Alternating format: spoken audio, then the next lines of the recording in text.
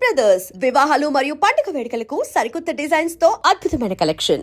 4 రోజుల క్రితం విశాఖలో సంచలనం రేపినటువంటి కంచరపాలెంలో జరిగిన భారీ చోరీ కేసునైతే విశాఖ పోలీసులు ఛేదించారు. అందులో కంచరపాలెం పోలీసులు చాకచక్యంగా వ్యవహరించడంతో ఈ భారీ చోరీకి తెగబడింది మనవడే, ఇంటి దొంగే అని తేల్చేశారు.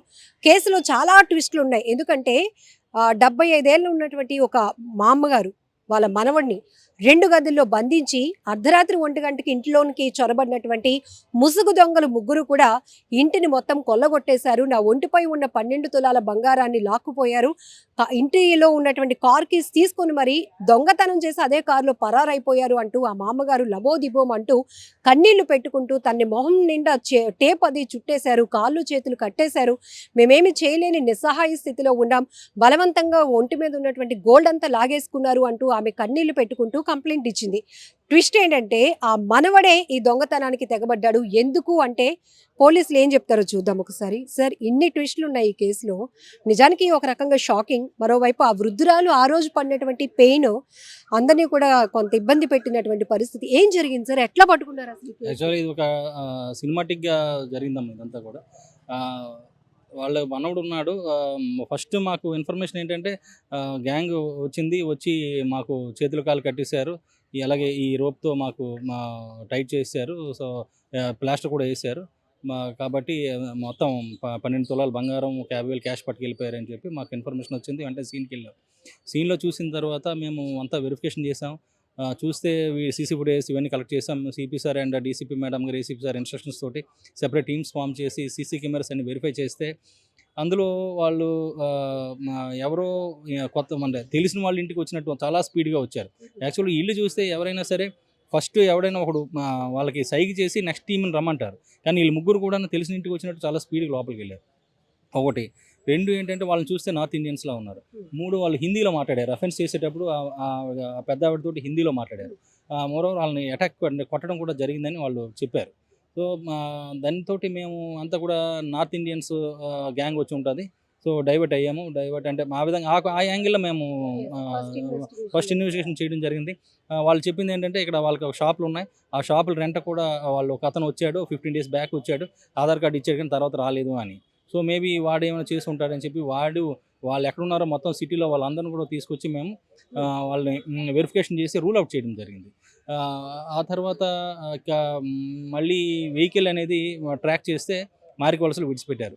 అయితే నార్త్ ఇండియన్ గ్యాంగ్ అయితే వచ్చి ఎయిర్పోర్ట్కైనా పోవాలి, లేదు అంటే రైల్వే స్టేషన్కైనా పోవాలి. జనరల్గా జరుగుతుంది టెండెన్సీ. బట్ ఇక్కడ వాళ్ళు మారికవలస నుంచి వెళ్ళారు. సో అది ఒక సస్పెక్ట్గా అనిపించింది. అంటే ఎవరైనా తెలియని వాడైతే ఆ లోపలికి వెళ్ళడు, కానీ బాగా ప్లాన్ చేసేవారు ఉన్నారు.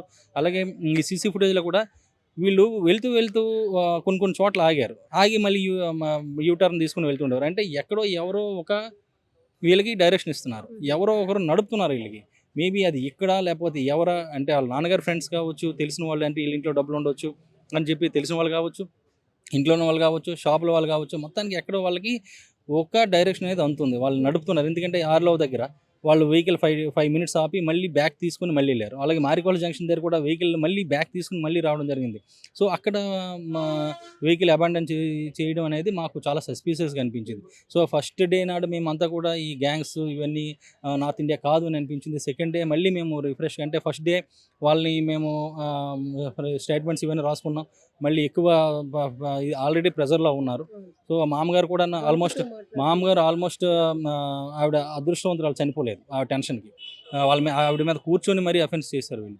సో ఆవిడ ఏమీ చెప్పలేని పరిస్థితి. వచ్చారు, మాకు ఏ విధంగా చేశారు, అంతా లైట్ ఆగిపోయింది. మొబైల్ లైట్ మాత్రం చూపించారు, హిందీలో మాట్లాడారు. హిందీ స్లాంగ్ కూడా నార్త్ ఇండియన్ స్లాంగ్ అని చెప్పడం జరిగింది ఈ అబ్బాయి. సో మనకున్న బేసిక్ దీన్ని అన్ని కూడా రూల్ అవుట్ చేసి సెకండ్ డే మేము ఫ్రెష్ ఇన్వెస్టిగేషన్ చేయడం జరిగింది. ఆ అబ్బాయి నేను నా బ్యాచ్మేట్ ఎస్ఐ గారు కూడాను. సో మేమిద్దరం కూడా ఒక ప్లాన్ ఆఫ్ యాక్షన్ పెట్టుకొని ఆ అబ్బాయిని మేము పూర్తిగా మేము ఇంట్రాగేషన్ చేసాం.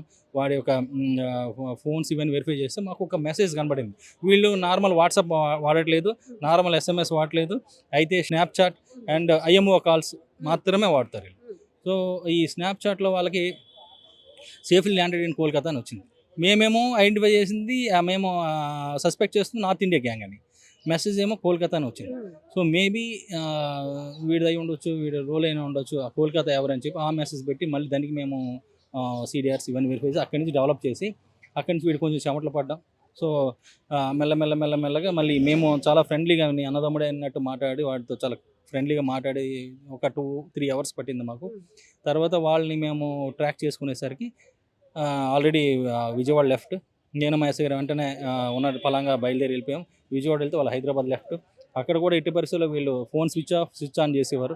ఎక్కడ మాకు ట్రేస్ కాకపోతే నా బ్యాచ్మేట్స్ తోటి ఎల్బీ నగర్ అండ్ SR నగర్లో చాలా వరకు సుమారు ఒక 70-80 లాడ్జెస్ మేము వెరిఫై చేయడం జరిగింది.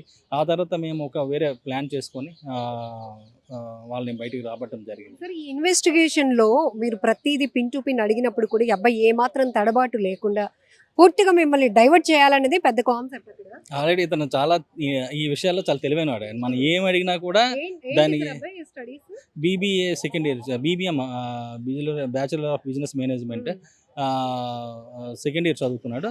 ఇతనికి ఆనంద్ రాఠీ అని ఒక యాప్లో ట్రేడ్ చేస్తుంటాడు.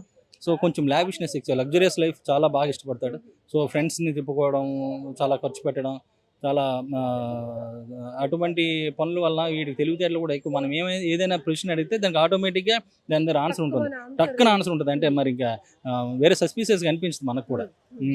మనం ఏదైనా కూడా నాకు ఇక్కడ కుట్టారు, నా రింగ్ యాక్చువల్గా అతను రింగ్ చూస్తే దాన్ని అయితే కట్ చేయాలి, లేదా అతనైనా బలవంతంగా తీసి ఇవ్వాలి తప్ప, లేదా వేలు కట్ చేసి పట్టుకెళ్ళిపోవాలి రింగ్ తీయాలంటే. అంత టైట్ రింగ్ అది. సో కానీ అది తీసుకుని వెళ్ళిపోయాడని చెప్పారు. కానీ వేరే వాడు తీస్తే రింగ్ రాదు. మాకు అది కూడా ఒక సస్పీషియస్గా అనిపించింది. అది కూడా సస్పీషియస్గా అనిపించింది. దాని మీద కూడా మేము క్వశ్చన్ చేశాం. కానీ దాన్ని కూడా చెప్పాడు, మాకు తీసేయకపోతే చంపేస్తామని అన్నారు, వాళ్ళే తీసుకున్నారు అని చెప్పడం జరిగింది. మాకు అక్కడ కూడా మ్యాచ్ అవ్వలేదు మాకు. వాళ్ళ నాన్నగారు కూడా పెద్ద కాంట్రాక్టర్, మంచి వెల్ సెటిల్డ్ ఫ్యామిలీ. ఒకవేళ తనకి ఏదైనా ఇలాంటి ఫైనాన్షియల్ ఇబ్బంది ఉంది అంటే దాన్ని తీర్చడానికి కూడా దే రెడీ టు మూవ్, అంటే సిద్ధంగా ఉన్నారు. కానీ ఇంటిని టార్గెట్ చేయాలి. ఇంట్లో ఉన్న వాళ్ళు జనరల్గా 5 మెంబర్స్ ఉంటారంట కదా సార్. ఆ రోజు ఎవరు లేకుండా ఉండడానికి ఈ అబ్బాయి ఎలాంటి ప్లాన్ చేశాడు? అంటే యాక్చువల్గా వాళ్ళు ఫైనాన్షియల్ అంటే ఆల్రెడీ వాళ్ళ నాన్నగారు చాలా సార్లు చెప్పడం జరిగింది, అంటే అది మంచిది కాదు, అది వద్దు అని. కానీ మొదట్లో డబ్బులు వస్తున్నాయని చెప్పడంతో సరే ఉన్న ఒక కొడుకు, సో అల్లారుముద్దుగా పెంచారు. అందుకని ట్రేడ్ చేస్తున్నట్టే ఏదో ఫస్ట్లో కోఆపరేట్ చేయడం జరిగింది. ఆ తర్వాత ఎప్పుడైతే లాస్ రావడం, బాగా అప్పులు చేసేయడం, ఈ విధంగా చేసాడో వద్దని చెప్పాడు. అయినా మాట వెనక అప్పులు చేయడం స్టార్ట్ చేస్తే అప్పులు కొంతవరకు వాళ్ళ నాన్నగారు తీర్చారు. ఇంకా ఎక్కువ లావిష్నెస్కి వెళ్ళిపోతే వాళ్ళ నాన్నగారు కూడా కొద్ది దూరం పెట్టారు. దూరం పెట్టిన తర్వాత ఫ్రెండ్స్ దగ్గర అప్పులు తీసుకొని చాలా ఎక్కువ ఇన్వెస్ట్మెంట్స్ చేసేసి, ఇన్వెస్ట్మెంట్ కంటే లగ్జరీస్ లైఫ్ కూడా చాలా ఎక్కువ ఖర్చు పెట్టేశాడు. సో 20 lakhs వరకు అప్పు ఉంది అతనికి. సార్ ఈ బిగ్ రాబరీకి సంబంధించి వీళ్ళు ఎప్పటి నుంచి ప్లాన్ వర్కౌట్ చేయడానికి ఈ మ్యాప్ రావటం, ముసుగులు వేసుకోవటం, వాళ్ళ నానమ్మ గారు పైన కూర్చొని మరి వాళ్ళు అంతలాగా హింసించడం ఎప్పటి నుంచి ప్లాన్? అంటే ఇది ఆల్మోస్ట్ ఒక 10 days బ్యాక్ 28th సెప్టెంబర్న వీళ్ళు కాన్ఫరెన్స్ కాల్ పెట్టుకున్నారు. కాన్ఫరెన్స్ కాల్ పెట్టుకొని అది కూడాను వాట్సాప్ కానీ నార్మల్ కాల్ కూడా కాదు, మళ్ళీ స్నాప్చాట్ అండ్ ఐఎంఓలో మాట్లాడుకొని వాళ్ళు ప్లాన్ చేసుకున్నారు. యాక్చువల్ మా నాన్నగారు వెళ్ళేటప్పుడు చెప్తాను అప్పుడు రండి అని. వాళ్ళ నాన్నగారు టికెట్ తీసింది ఇతనే 4th night 6 hours Hyderabad bus ఉందని చెప్పారు. సో వాళ్ళకి ఆ టికెట్ షేర్ చేశాడు. షేర్ చేసిన తర్వాత వాళ్ళకి నైట్ 11:30కి రమ్మని చెప్పాడు. 11:30కి వాళ్ళు వచ్చిన తర్వాత వాళ్ళు బయటకు వచ్చి సైన్ చేసిన తర్వాత వాళ్ళు రావడం జరిగింది. ఇతనే ఆ బోల్ట్ ఓపెన్ అంటే యాక్చువల్గా కిందన వాళ్ళ నాన్నమ్మ గారు ఈ అబ్బాయి పడుకుంటారు, పైన వాళ్ళ అమ్మగారు అండ్ పాప పడుకుంటారు. కిందన వాళ్ళ చెల్లి పడుకుంటే ఆ అమ్మాయిని పైకి పంపించాడు, నువ్వు వెళ్ళిపో పైకి అని. ఇదంతా ప్లాన్డే, వాళ్ళిల్లే, పోయేది కూడా వాళ్ళ సొమ్మే. కానీ ఆ నాన్నమ్మ గారు ఉన్నారు చూడండి, ఆ వయసులో ఆమె ప్యానిక్ అయ్యి ఆమె ప్రాణాలు పోయే అవకాశం కూడా ఉంటుంది. బట్ అంతలా హింసించి టేపులు జుట్టి చేశారు అంటే ఆ విషయంలో ఆవిడని చూస్తే నాకు చాలా బాధ అనిపించింది. ఆవిడ మాట్లాడుతుంటే నేను కూడా నీళ్ళు పట్టాను. ఆవిడ స్టేట్మెంట్ కూడా చెప్పలేని పరిస్థితిలో ఉన్నారు ఆవిడ. నిజంగా ఆవిడ అదృష్టవంతురాలు. ఆ టెన్షన్కి అయితే ఇంకోరైతే చనిపోతారు, కానీ ఆవిడ ధైర్యవంతురాలు. ఆవిడే దండం పెట్టి గోల్డ్ ఎక్కడ చూపించమంటే ఆవిడ మెడలో ఉంది కొంత పట్టుకుని వెళ్ళిపోయారు. వాళ్ళు కూడా బీరువా తీసి ఓపెన్ చేసి వెళ్ళిపోయారు.